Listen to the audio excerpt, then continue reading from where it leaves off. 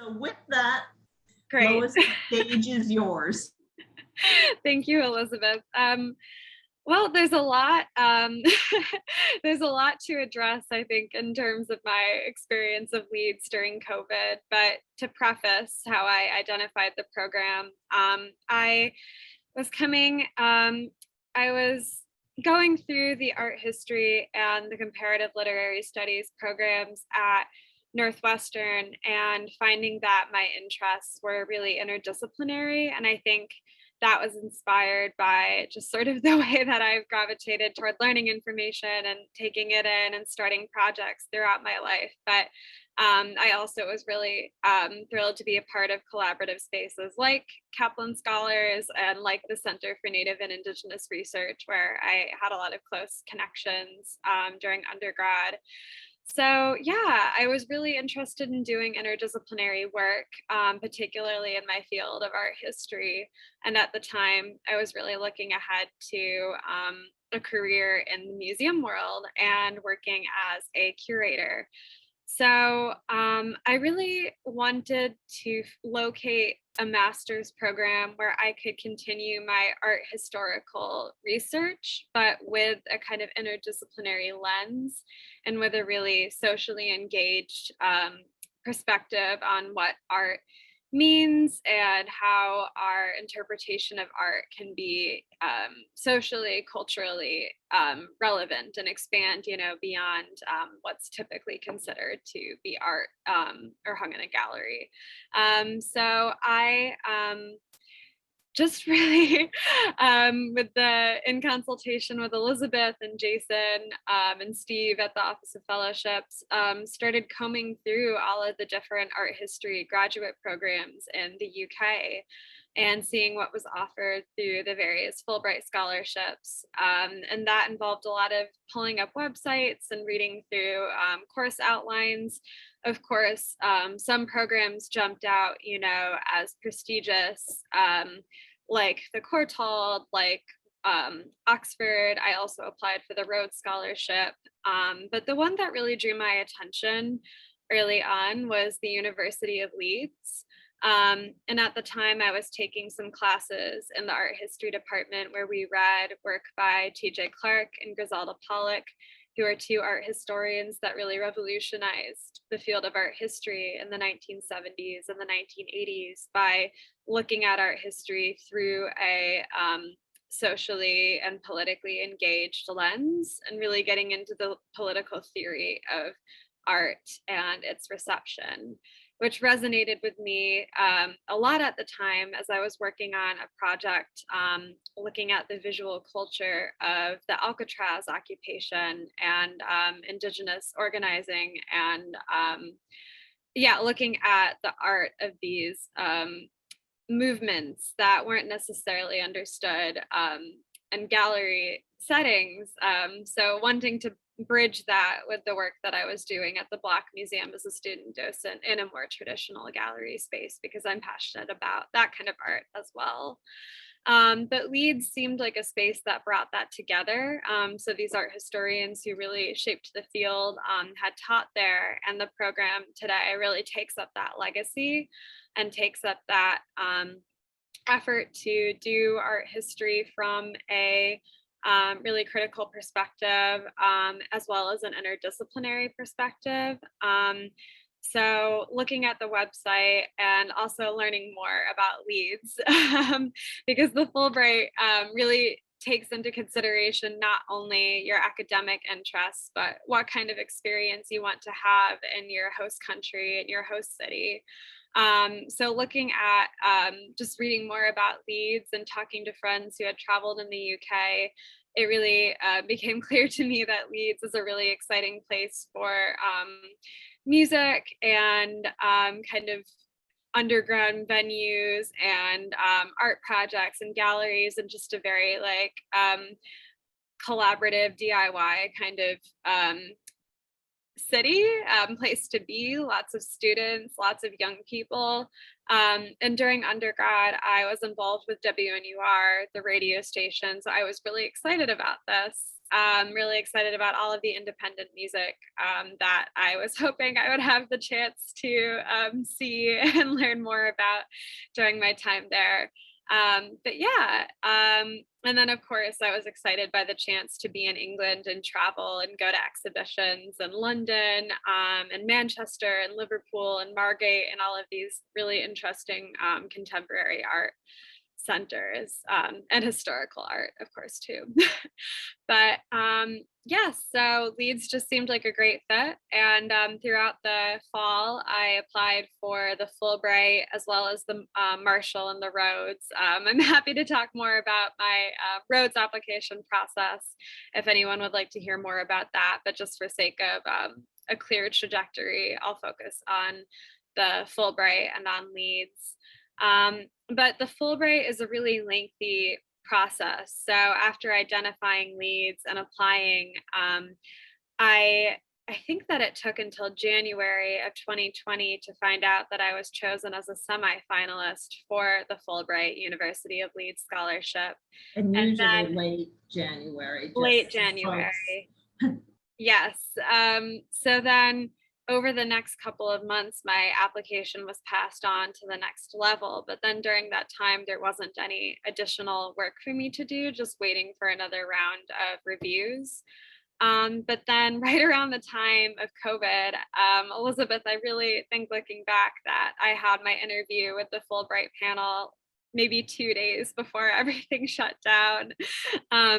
It was on Zoom. It was the first time that I downloaded Zoom, and little did I know that I'd be using it so often in the coming years. But so I had my interview with the Fulbright panel, and then I applied separately to the University of Leeds. And that was a very I have found just from talking to friends and looking at different application requirements for UK grad programs that the applications are a little bit less extensive in a lot of cases than US graduate school applications. So going through the Leeds application process really wasn't too difficult, and I was able to just reshape my Fulbright essays for that purpose. But yeah, so I had my interview with the Fulbright panel, and then a couple of weeks later, really early quarantine, big time of uncertainty for COVID and the future of the Fulbright altogether. I had my interview with Dr. Richard Checketts from the University of Leeds, who would go on to be my dissertation supervisor. But at the time, I didn't know him. I only really knew about the program that I had read on the website. So speaking to him, I realized that the program was exactly the space I was looking for, and really would allow me to do the work I wanted to do. He told me about some of the really interesting projects that had come out of the master's program in the past couple of years in regards to post-colonial art and megachurch architecture and music and just all of these really wide-spanning, interesting subjects. So yeah, so I had that interview, and then a couple of weeks later, I found out that I had won the Fulbright scholarship, and it was a really interesting moment to achieve that because it was, I think, April 15th, 2020, had been in quarantine for about a month, and I immediately hopped on a Slack channel with a bunch of other people who had gotten their respective Fulbrights, and everybody was wondering, would this even happen? And luckily, the Fulbright Commission got in touch with us and, made clear that they were going to do our best to get us there or support our experience if it was online, and that they weren't planning to cancel it. So over the coming months, I just kind of had to hold that uncertainty in mind and move forward as if it would happen. And we did get special permission to travel to England toward the beginning of August. So within the course of a month or so, I had to apply for my visa and get ready to go and make that really massive make those really massive preparations for a life change during an already really strange and difficult time. So looking back, I think I just kind of went into focus like one day at a time, take care of business mode. And I think that the implications of everything happening kind of hit me later. But at that moment, I was just really focused on getting there. Lois, I remember being really impressed that you had, I remember when you were sending photos in the Airbnb where you had to do your initial quarantine and so forth. And generally, one of the boons of going on an external fellowship like Fulbright is that they do help you negotiate the visa process and so forth. Did they also help you figure out how you were going to deal with the quarantine rules, or did you just luck out in finding that gorgeous house with the back garden and the cat? Yes. So Fulbright was really helpful with the visa process. And they did give us a stipend for the quarantine. They gave us some extra funds for ordering takeout and groceries and paying for an Airbnb to isolate in. I really did happen to luck out. They didn't assist us with organizing accommodation, but I have some close friends in Evanston who are Airbnb hosts, and they recommended that I find an Airbnb and kind of communicate with somebody who runs the space well in advance about my situation. So I dug around and found a room with this woman named Deborah, who lived in a really beautiful, beautiful area of Leeds in a very lovely home with a garden and a cat. And I decided to go ahead with that, and I booked it for the 2 weeks of quarantine, but then also the month after arriving in Leeds. So that would give me time to find housing before moving into a more long-term place to stay. And I'm really glad that I did that on a couple of levels. First of all, because Deborah became a wonderful friend throughout the quarantine process, and the month that I lived with her, she helped me to get groceries when I was in quarantine, and then when I was out of quarantine, introduced me to some of her friends in the area and showed me around the neighborhood and told me all about Leeds, and just really made me feel cared for, and like I had a friend already arriving in Leeds. And she was also I think in her 50s or 60s, so it was really nice to have kind of like an adult in the area too, like instead of just being thrown into a student situation. Because the flip side of what I experienced, my really close friend in the program, Hannah, she wound up finding accommodation in student flats, and just moved in and signed a contract for the whole year without seeing the space. And she wound up in student accommodation with a random roommate who turned out to be fine, and then wound up leaving for the year. But there was little to no assistance with the quarantine and funds for getting groceries or anything like that within this accommodation. So again, with an uncertain situation, and even if you just want to live with somebody and have a little bit more of a personal experience and be able to see places before committing to housing, I really recommend looking into Airbnb options to start out the year, because arriving in Leeds and having that really cozy and comfortable space to stay in with a welcoming host made me feel a lot less adrift in what could have been a very and was in some ways a very unnerving situation. And then after the quarantine, that also allowed me to really take my time looking for a place to move to more long term. So I dug around spare room for a really long time. I really wanted to be thoughtful about where I lived, because at the time we weren't in lockdown, but cases were rising rapidly. And I had a feeling that we would be again soon. And I wanted to make sure that I was living in a place that I felt comfortable with, people that I would want to hang out with, since odds were I would only be hanging out with them for a while. So I had a couple of viewings and messaged with a couple of people, and had a great series of Zoom calls with these two young women, Naomi and Rachel, who lived in a shared house. And we got along really well. And I went to go see the space, and then immediately became clear that that was where I wanted to be.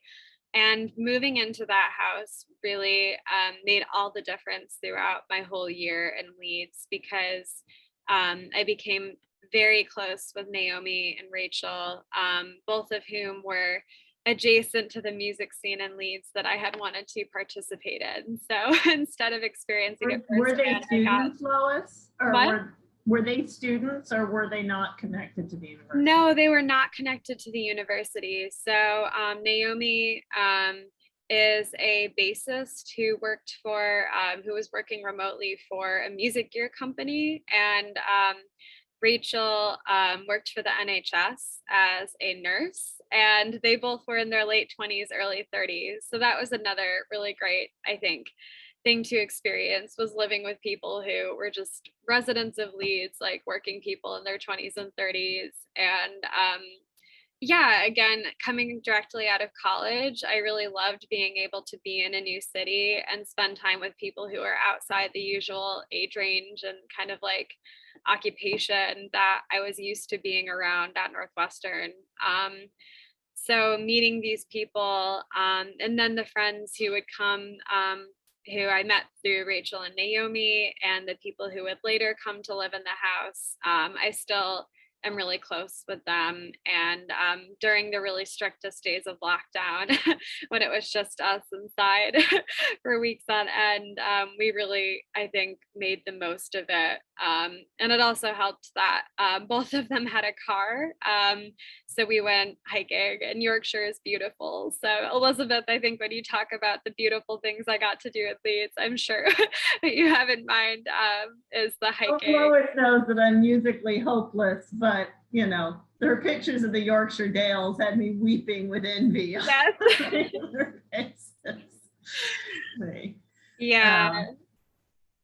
So I actually, you know, one of the concerns that folks had through that period, and I think continues to be a concern, is if you do end up having an experience where you are having to take these classes, you know, remotely, what did you see as being the value in your experience, even though I know, you know, for a goodly part of your year, you were doing, you know, remote learning. And I've known folks who, you know, who didn't pursue opportunities because they were concerned about just that. And so at least for me, I think that's really helpful for us to have your thoughts down. Zach and Callie, I'm sorry if this was not your particular concern, but I'm really eager to have Lois's.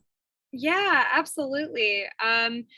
Yeah, to be frank, I found that online learning was really difficult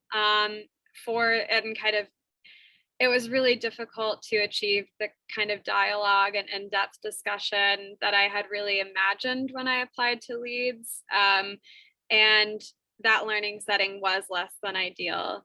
However, in the fall, when I first arrived, we were doing a sort of hybrid learning. So the majority of my classes were online, but I did have a weekly lecture in person. And even that small element of in-person engagement made a huge difference, and just getting that right off the bat and connecting with people in my classes directly made me feel really engaged throughout the rest of the year, even when I wasn't seeing them in face-to-face settings. So again, I know that wasn't everybody's experience. Some of the people in my Fulbright cohort were completely online the entire time, and only toward the end started to actually spend time with the people in their program. But yeah, having that initial in-person point of connection made a huge difference. Online learning in the winter, going from in-person back to fully online, was really hard and really demoralizing, and made it difficult, I think, to stay engaged with those classes. However, I will say that what made my academic experience at Leeds worthwhile, and makes me feel like I really did get tangible benefit from it, were the relationships that I was able to build with the people in my program and specifically with my dissertation supervisor. So Richard, the Leeds professor who interviewed me when I applied to the university, I took a class with him, an optional module in the fall when I arrived, and he taught the bulk of the core class that everybody on the program took as well. So I had a lot of time interfacing with him and getting feedback from him, and kept that up even when I wasn't in his classes throughout the winter. So we would email and he would send me articles he thought I'd be interested in, and we stayed in touch. And then when it was time for me to choose a dissertation supervisor, he worked closely with me on that too. So he became my main point of contact throughout the year. And I think that in non-COVID circumstances, I would have really liked to have met a lot of different professors and worked with different people and gone to lectures and kind of built a wider range of relationships with people at Leeds. But under the circumstances, having Richard be my main point of contact as a tutor and a supervisor made me feel like I had a really deep connection to the program and had somebody who took my intellectual growth seriously. And he wound up, he has a very different area of expertise from me. He works on Renaissance materiality, and I was doing work on modernism and indigenous art. But I think that helped a lot, that he did push me to consider different perspectives and that we learned from each other. So again, I would say that relationship really made the difference as far as what I gained from the program intellectually. And I also did build a really close friendship with one of the other people in my cohort, a young woman named Hannah, who was coming to the program from the United States, from Texas. So we were the only two Americans in the program. And we had a really we wound up becoming incredibly close and spending a lot of time together because we weren't able to go home for the holidays. So we spent Christmas and New Year's together. We had a Thanksgiving meal and Halloween together. And then during the lockdown in January, she wound up staying with me in my shared house while we wrote papers. So we would discuss everything outside of the classroom. So instead of having the lecture experience or the seminar experience that I had imagined in person or hoped for in person, it wound up being Hannah and I just talking for hours. And that was also really incredible, both in terms of the friendship we developed and also the learning that we did.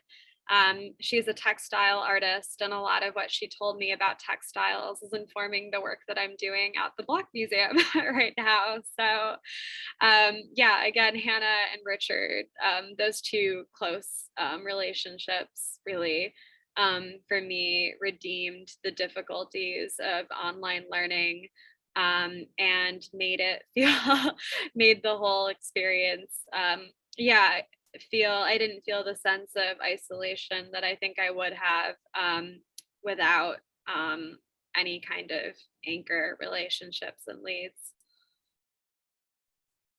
Well, since I know you need to go in about 15 minutes, and I want Zach and Kaylee to be able to ask their questions, and I can't tell whether Kaylee is clapping or has her her hand up, but I want to give space for this, and I will say that well, I'll let Zach say for himself, but I know he was studying abroad in fall quarter.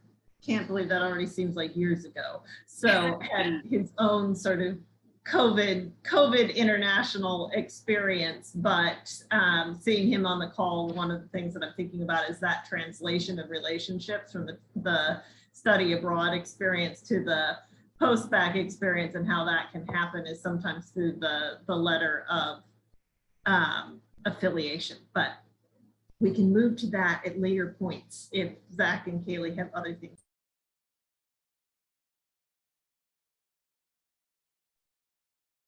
Yeah, thank you, Lois, was just very exciting hearing about all of your experiences. You know, obviously COVID hindered some of them, but it was, I appreciate hearing how you took advantage of what you could while, you know, given the circumstances. But I was wondering, one thing I've even noticed as a sophomore is sometimes it's hard to find a balance of, you know, now I'm going to do my coursework, now I'm going to work on internships and all these different things. All these things are going on. So how are you able to find a balance between, you know, planning, you know, what your post-grad world would look like and, you know, keeping up with everything else? Yeah, absolutely. That's a great question, Kaylee. I mean, I think balance is something that I try to consider.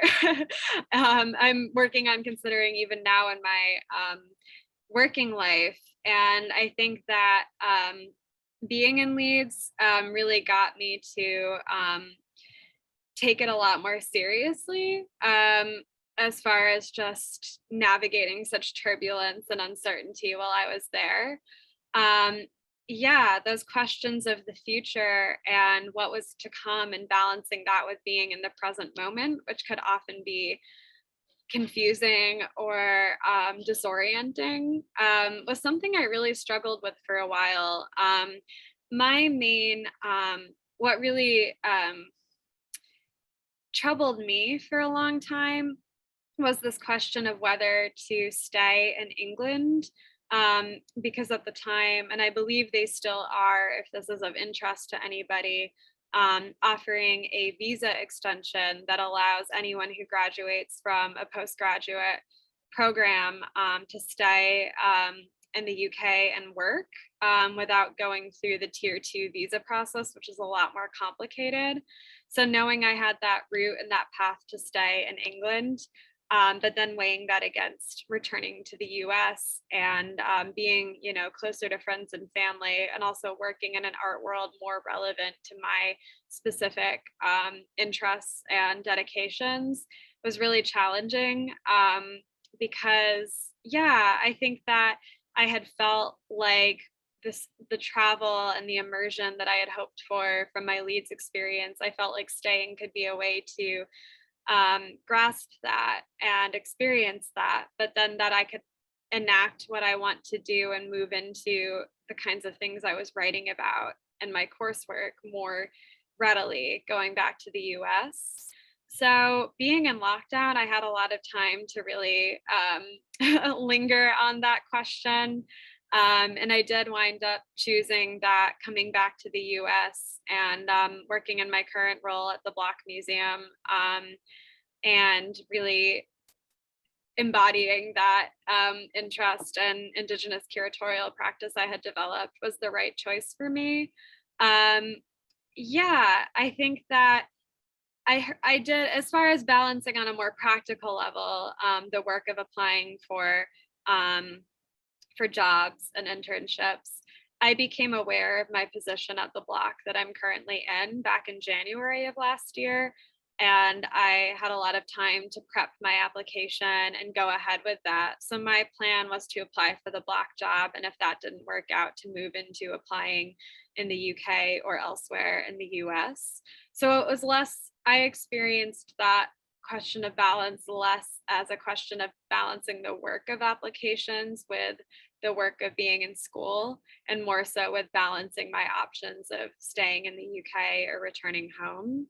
So yeah, but I did also want to speak to just generally finding balance in my day-to-day life. I found that even if Leeds wasn't completely isolating in the sense that I had really strong friendships and connections with people there, it was really difficult to be away from that sense of home in some ways and to have a lot more time with myself than I previously had before.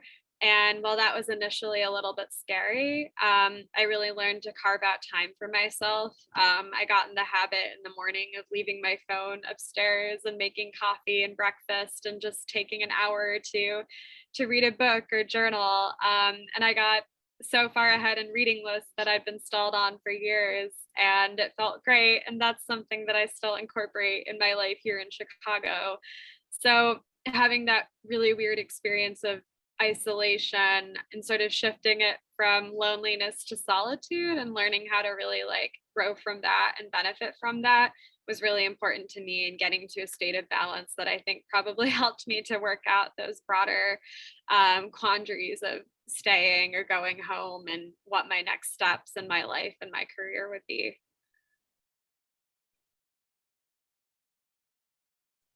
Yeah, thank you. That's something that I've even, I don't know, sorry. That's something that I've even had to navigate. And I live, half an hour away from my home and where I grew up. So, navigating that and isolation, that is something that I've definitely felt. I really appreciate that. And I will see how, I'm going to try and adapt more self-care into my routine. So I appreciate both your perspective in more a practical way, but more on, on that self-care level too. So yeah, thank you. Yeah, absolutely. Glad to share perspective on that.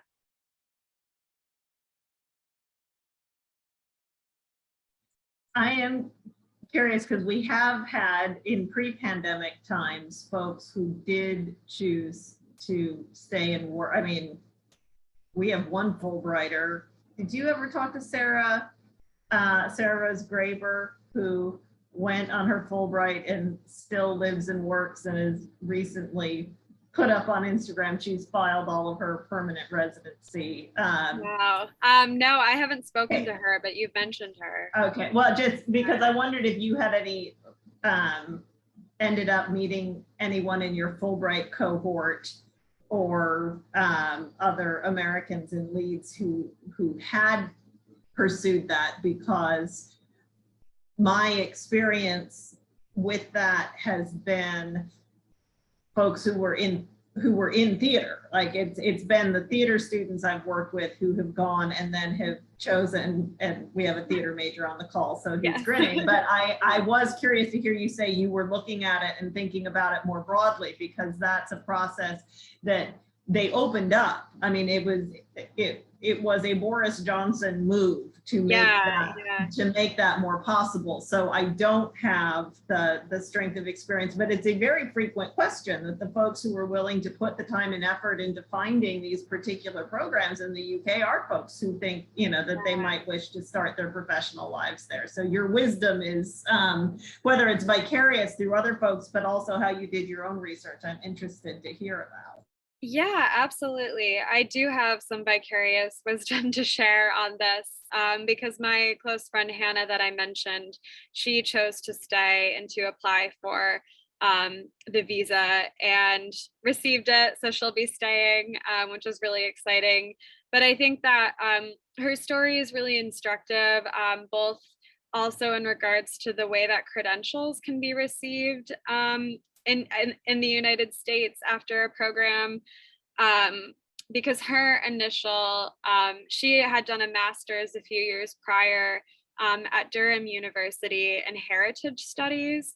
And something that I learned, and Elizabeth, I'm sure you've spoken about with students, is that the UK subjects for master's degrees, there are a lot of smaller and really unique fields that we don't necessarily have enshrined in the academy here that are options in the UK.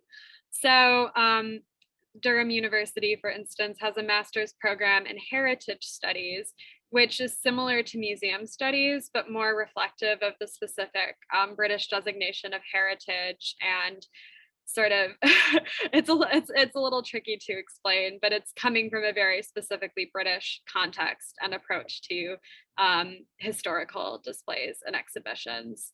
So Hannah enrolled in this program and planned to move back to the US, but found it really difficult to apply for museum jobs here with that background in heritage, just because the language of it wasn't recognized in the same way that art history is recognized. So I think that programs like that can be really incredible experiences. I know there are a couple of specialized programs that I considered when I was looking at Fulbright scholarships and the Marshall and the Rhodes. But I think it's important going into those to really be aware of, how you might want to move into the UK afterwards, after having that very UK specific context and training in your coursework, or how you'll bring that back to the United States, because I know that that can be done in a really exciting way. There's just a lot of challenges surrounding it. But yeah, so Hannah and a couple of other people in my Fulbright cohort applied for this visa extension and received decisions really quickly and easily. I know there wasn't a whole lot of communication until this past summer and fall as to how the process actually worked. So I think that among people that I spoke with, there was a lot of nervousness about how involved the application would be and how choosy it would be, and whether it's something that you could really count on getting if you applied for. But everybody I know who's applied for it received a decision promptly and affirmatively. So it really is a tangible and great option for anybody curious about starting professional life in the UK. And yeah, it's hard to say. I think for a number of reasons, I'm really glad in terms of family and loved ones that I am back in the US, regardless of what my job is. Although I happen to find a position that is really allowing me to directly expand on the work that I did in my dissertation and in undergrad, and really gives me the sense that I'm working in the field that I've been wanting to be a part of for a long time now. I think that the UK does offer a lot of exciting opportunities, and I can definitely see a version or a timeline in which I had stayed there and found space in the art world differently than here. I think that there are some, interesting considerations and unique qualities of the British approach to art and to history and curatorial work that I see in a lot more of a nuanced way now that I've been through an art history program there. I think it would have been interesting to move in that world as a curator. However, I'm, glad to be where I am now.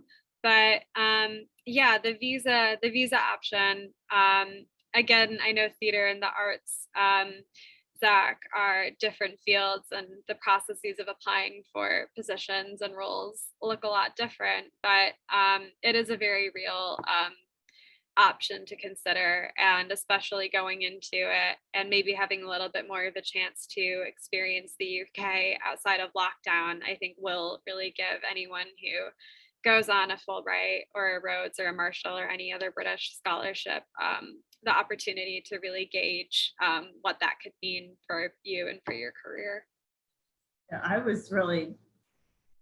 I wondered whether you were going to tell a tale of woe, not about getting the visa, but that it would be they got their visas, but they couldn't find the types of positions that they wanted, right? And so, because that's always particularly given the pandemic, at one level, everybody talks about everybody's able to move jobs because they're hiring, but that might not feel the same way that's the part that's the part I can't speak to as well yet, because again, I know I've heard, oh yeah, I got the visa, but to get the visa, you don't need to have a job locked down. So maybe I could come back in a month or two with more updates on that, because I'm not sure how, that is a really important question. I don't really know how lucrative the job market is and how people's searches have gone. So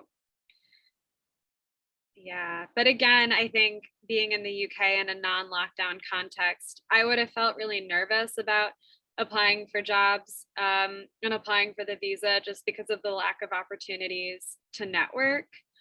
In my field, within the museum world, so much networking and professional connections get made at gallery openings and at talks and lectures and in those sort of spaces of informal conversation. And that's the standard here in the US. And I think that's the norm even more so in the UK, just based on talking to friends who work in that world there. So I would have felt really unprepared after a year of lockdown to apply for positions when I hadn't had the chance to really make myself known in that world or build up my personal and professional network.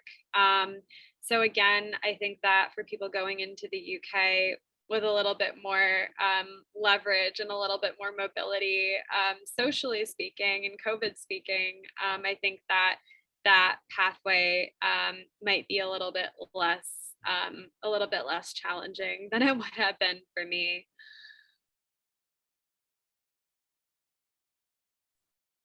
Lois has to go in 3 minutes. So final questions for Lois after she's been so forth.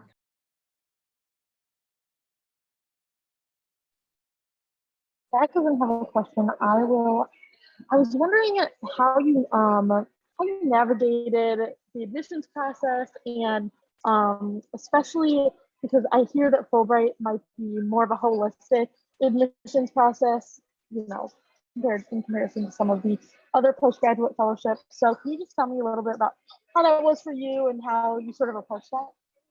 Yeah, definitely. Briefly. Yeah. No, it's okay. And I'm not like, they're not going to kick me out directly at 4:50. I just need to pack up and get out before they come around and start knocking on the doors. But yeah, the application process I found, I have a lot to say about the application process for fellowships in general and what that is like and the kind of self-reflection that necessitates. But the Fulbright, yeah, definitely more explicitly so than other fellowships, is interested in your personal development and your community engagement during your grant. So when you're applying, you really have to think deeply about not just what your project will be, but also what interests you about being part of the community in your host city. So I think, like I mentioned earlier, I followed a bunch of Instagram accounts for venues and musicians and groups in Leeds and just tried to learn more about what was happening there in the art world and in the music scene. And that helped a lot as far as getting a sense of that before going. I mean, social media has its pits and pitfalls and its benefits, but I found that being able to tune into that world and tune into what I would be getting myself into before going really helped me to flesh out that section of my application and be more specific than just, oh, it'll be cool to go there and meet new people and see music. I could be more specific about some of the trends in music there and some of the things that interested me about the art scene in the city. So highly recommend immersing yourself as much as you can from afar when you identify a place that you're interested in going to. Yeah, I think the Fulbright application, in some ways, it's so long ago now that it's hard to recollect all of the exact details, but I found I'll just add that, I mean, one of the things that's changed just this last year is in some ways the difference that used to exist where, and Lois, you had to write a far more detailed statement of grant purpose for the Fulbright than for some of the other things. Now roads requires a nearly equivalent length of statement and so forth, so that when I'm thinking about students balancing the stressors of just applying, yeah, I actually appreciate that there's a bit more conflation on that, because I don't know, Lois, whether you felt like the Fulbright was this extra burden on top of everything else, but I'm always trying to think of ways to make it more seamless for students so they aren't, you're all stressed to the hilt all the time. yeah. But I make a attempt, it may be a failing one, but I do make an attempt to try to find the ways in which to reduce it where there are areas of overlap by indicating. Yeah, to speak briefly to that, thank you, Elizabeth. I will say that the Fulbright application in general, I mean, I just spoke to the cultural aspect of it, but the Fulbright application, in my experience, required a lot of research.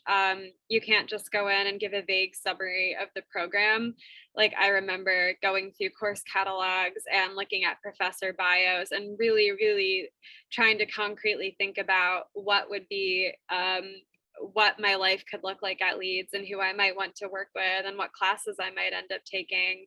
And that level of research, I think, it was time consuming, but it also was definitely rewarding. And I think having that clarity as I applied made it feel, in some ways, a little bit less high stakes and intense than my applications for the Marshall and the Rhodes. I think that my applications for those carried a lot of stress in the sense that I knew the interview process and the mock interview preparation required through Northwestern would be a really demanding process. And yeah, I guess generally speaking, I think that the stress of the research and the breadth of going into a program and really giving a sense of your knowledge of it is a different kind of stress than the mock interviews and the preparations for that and moving within those circles. And that's the kind of balance that I think is important to consider too. So Elizabeth, I'm glad that you brought up that the Rhodes and the Marshall are requiring a little bit more depth to those statements at this time too. I am getting a knock on the door, so I should probably, sorry, 1 second. Thank you so much, Lois. I really appreciate you taking all the time to talk through all of this.